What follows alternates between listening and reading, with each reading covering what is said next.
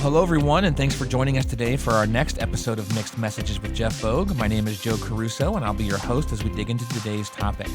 Well, from news sources to comedians, from friends to advertisements, it seems everyone has an idea of how we should think and live and make decisions.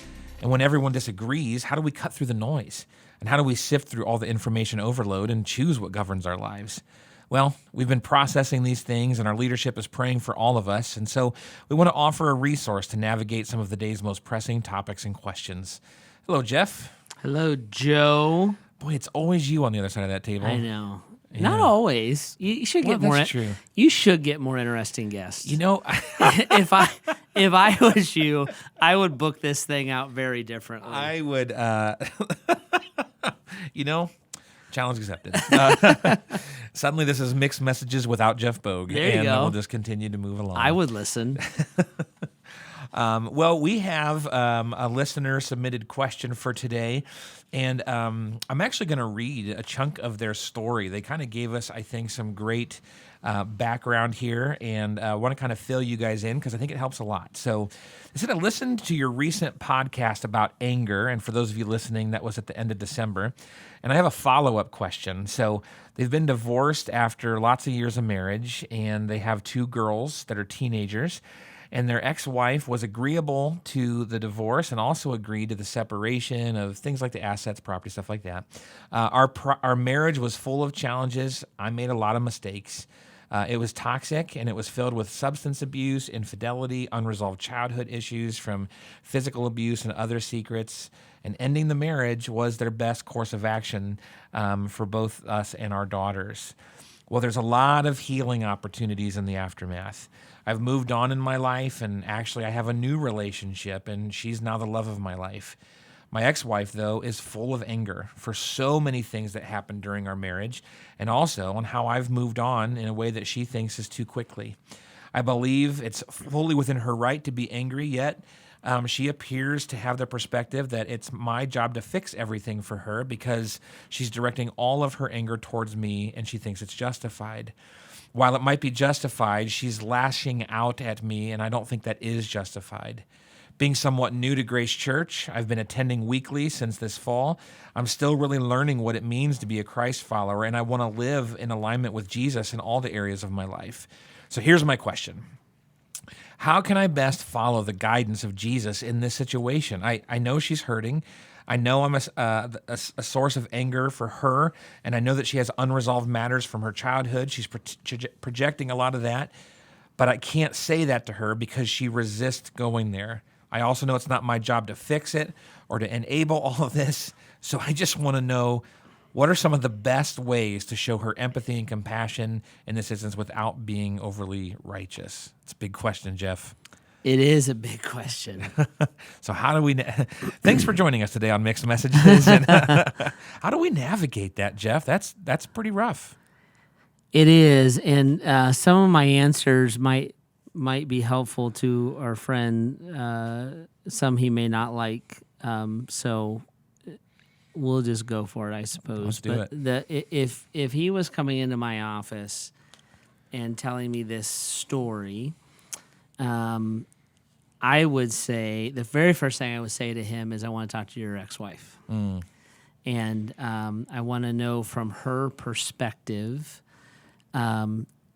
whether her anger is justified or not. So this is a little bit of a rabbit trail, but I would just say to anybody, there's always two sides of a coin, and Sure. I am in no way saying that this listener is manipulating or lying. I'm not trying to say that at all.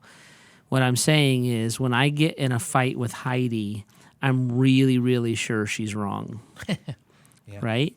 And until I come to the point of being able to hear her, or if somebody else has to interpret us to each other, because she's really positive it's my fault too. Sure. Right? So when I'm hurt or emotional or angry, my perspective narrows strongly, and my justification of my own thoughts, attitudes, and behaviors becomes very strong. Right? Now, I want to say again, I do not think that this person is lying or manipulating or anything like that. I don't have any ill toward that. I'm just like, but that's the very first thing. At a minimum, they can color in some gaps.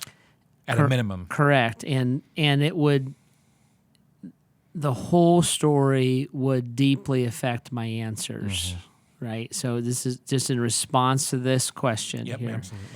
The second thing that I would say, so, and I'll get to like try to help you here in a minute, but the second thing I would say is, if you are now a Christ follower, if you have become a Christ follower, that is wonderful and amazing, and I absolutely love it. As a Christ follower, the very first thing I would want you to do is to go back and see if we can save this marriage. Because I don't really care about paperwork. So you say, well, the divorce is finalized. That's paperwork. I care about the covenant. And so is there any hope? Is there any desire? Is the dynamic redemption and rebirth that Christ has done in your life, could that be brought to bear on this original relationship so that we could see a father and a husband redeem and heal and help his wife?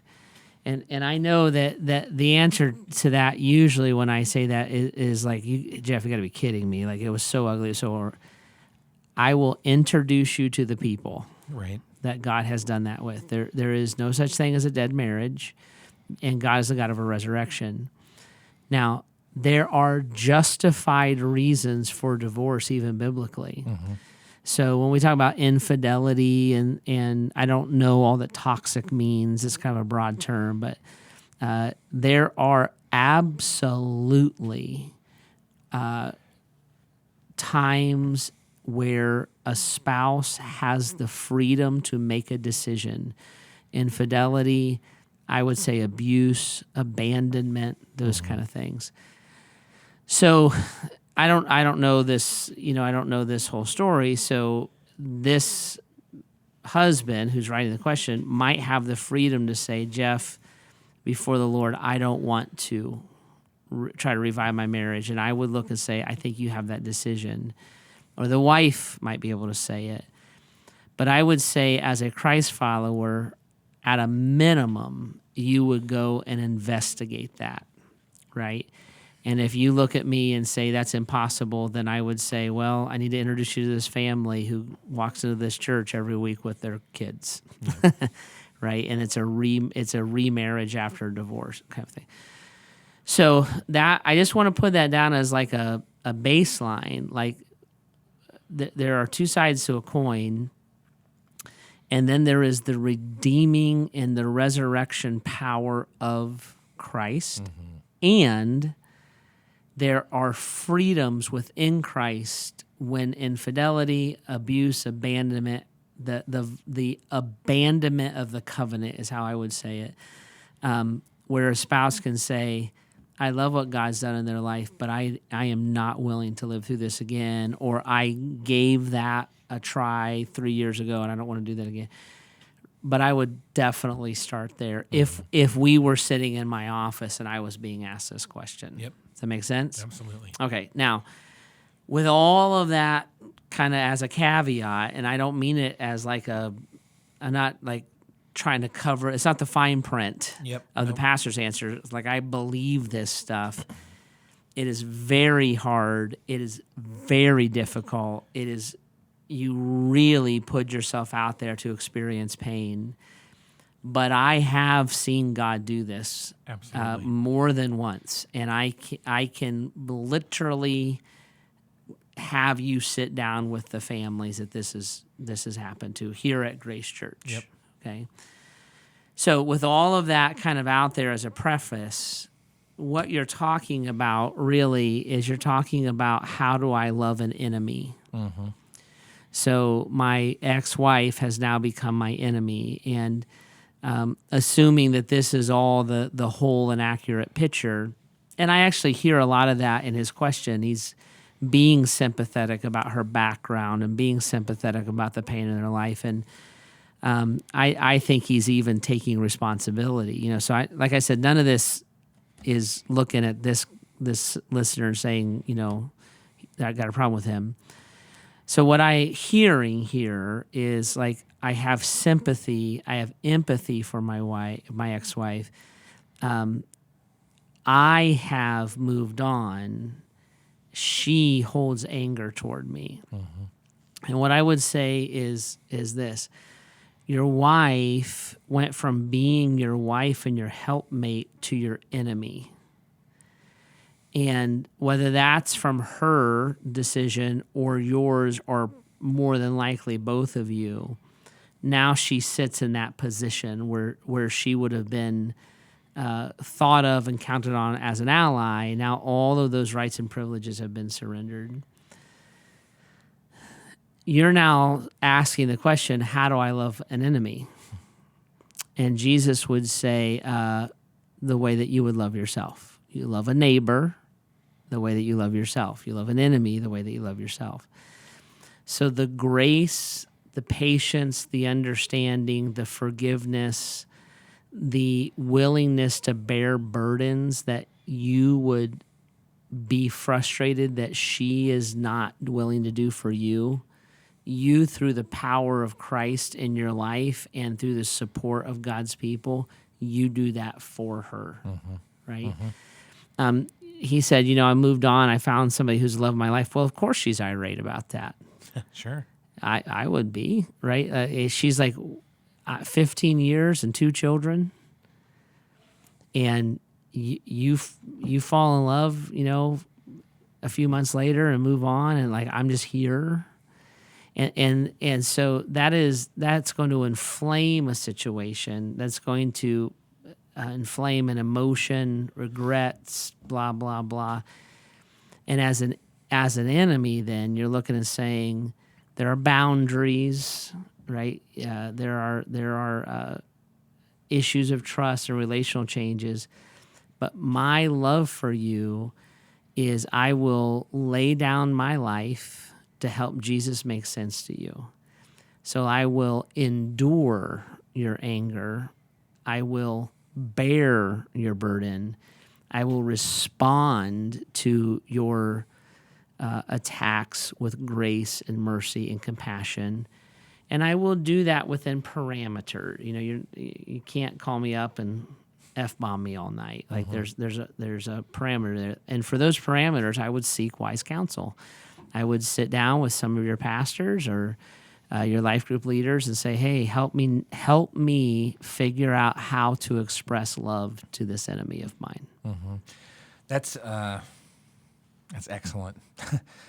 Just the need to make sure that we're taking a lot of that past into account and figure out what is it that I'm actually dealing with here? Because I think our culture wants to kind of wrap stereotypes like an ex-spouse into a box and say, well, this is how you treat them and let's move on. And Christ does not call us to that. Yeah, I don't know if it's still a thing or not, but there was a trend there for a while where people were having divorce celebrations. And like they'd get divorced and they would go out with their girlfriends or their guy friends and they would have a party. And I remember one time that was happening from someone within our church, and I called them. I said, "This is absolutely wrong. God grieves. Mm-hmm.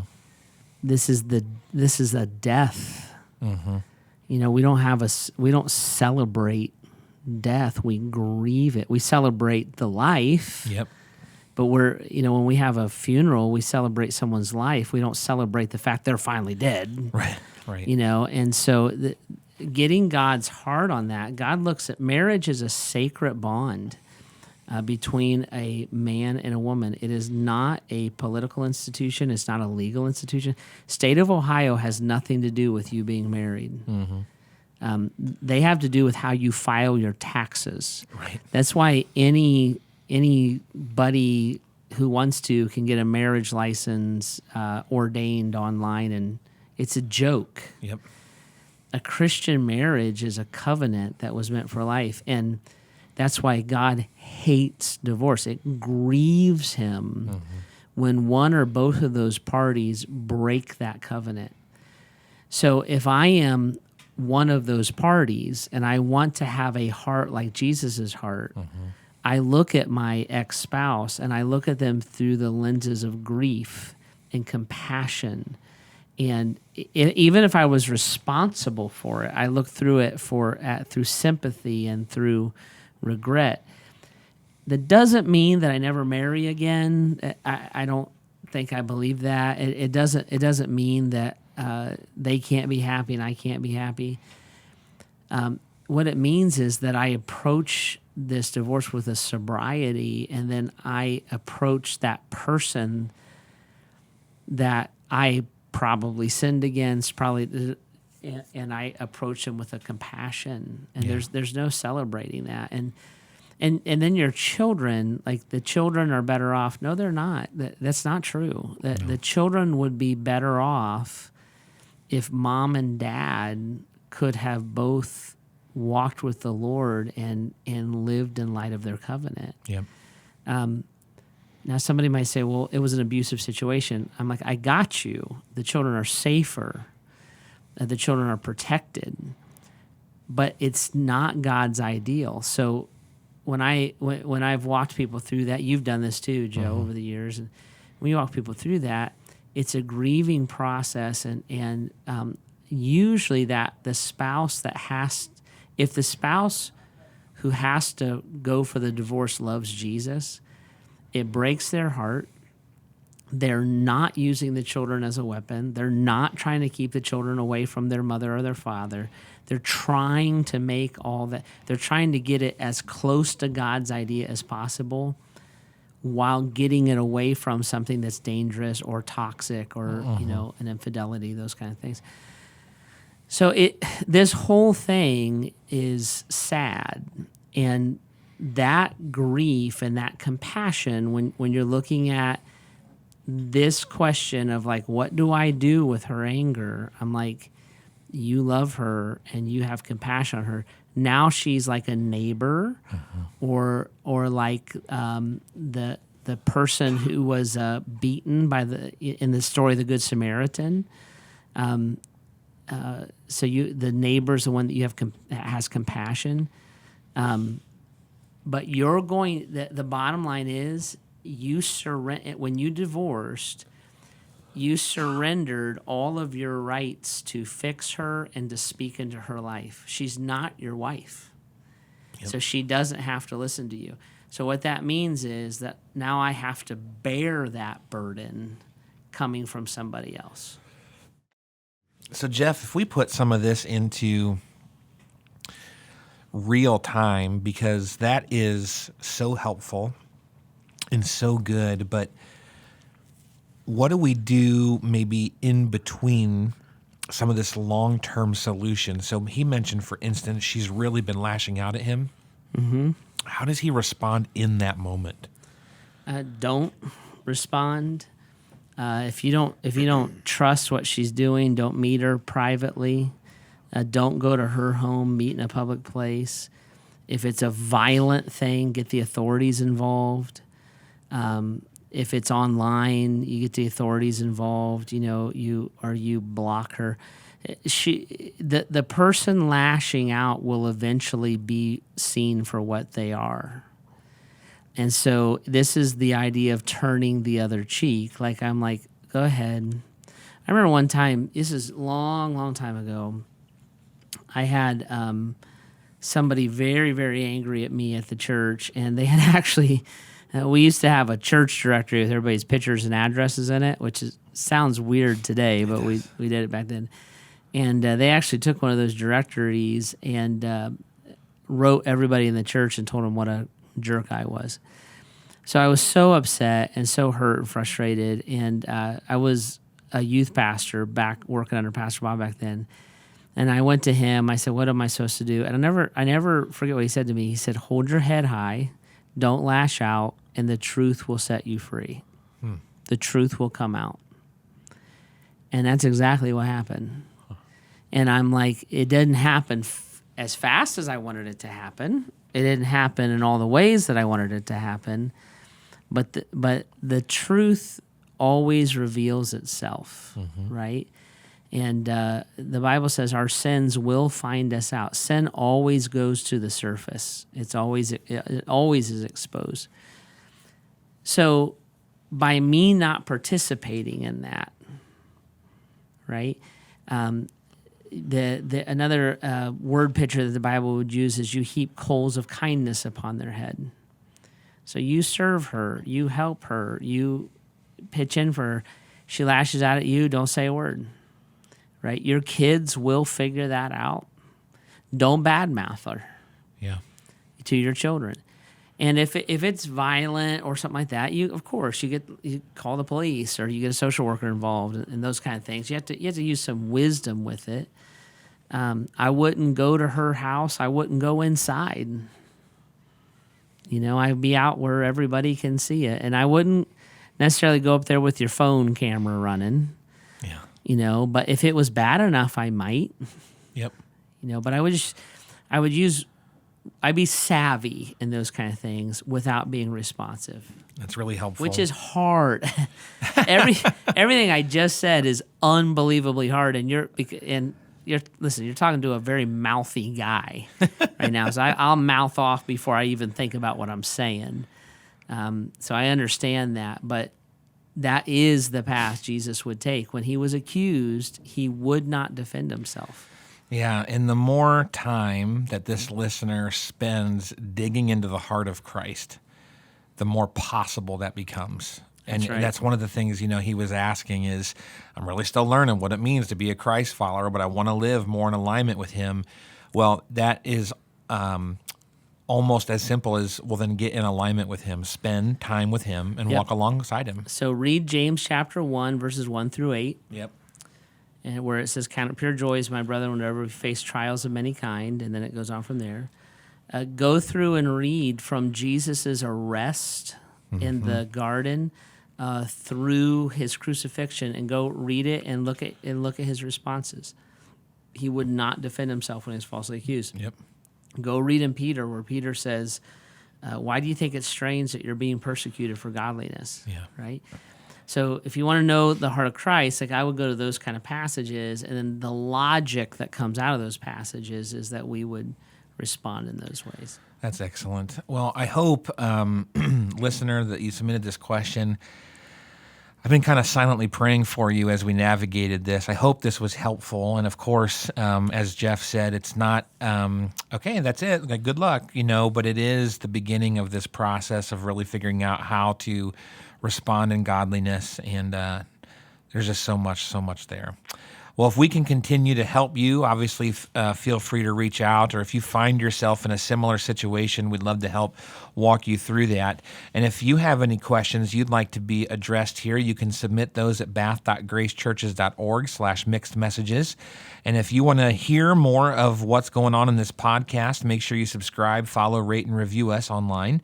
If you are looking for a church home, we would love to have you join us here at Grace Church. As a matter of fact, this listener closed out their question with, finding my way to Grace Church is one of the greatest gifts I've received this year. And so, we want to be that family, that community where you can continue to grow closer with Jesus together. And so if you're looking for that, you can join us online or in person.